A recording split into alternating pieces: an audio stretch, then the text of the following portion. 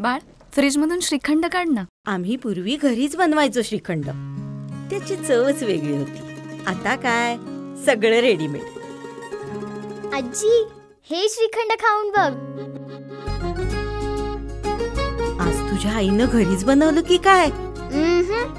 हे आहे गोकुळचं श्रीखंड. अगदी जिभेवर रेंगाळणार. जिभेवरच नाही तर मनावरही रेंगाळणार. गोकुळ श्रीखंड, मनावर रेंगाळणार.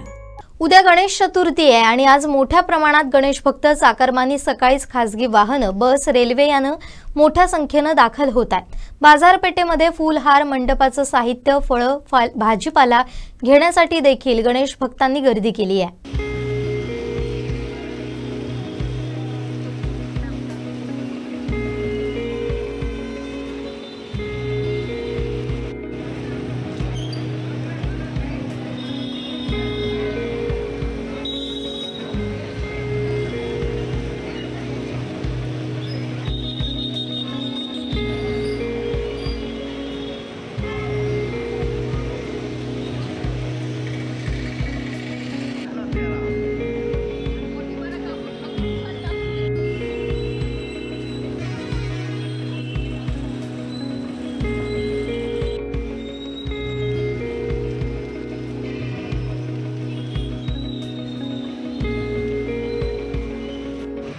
भाजी गणपतीसाठी हा उत्सव आहे तो आमच्यासाठी फार महत्त्वाचा असतो आणि आम्ही त्याकरता इथे आलेलो आहोत.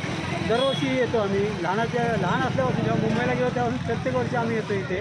हा उत्सव फार येतो. आज भाजी घ्यायला आलो आम्ही इथे मार्केटमध्ये आणि इकडे भाजीमध्ये एवढी गर्दी दिसते की खूपच भाजी ते रेट वगैरे फार वाढलेले आहेत.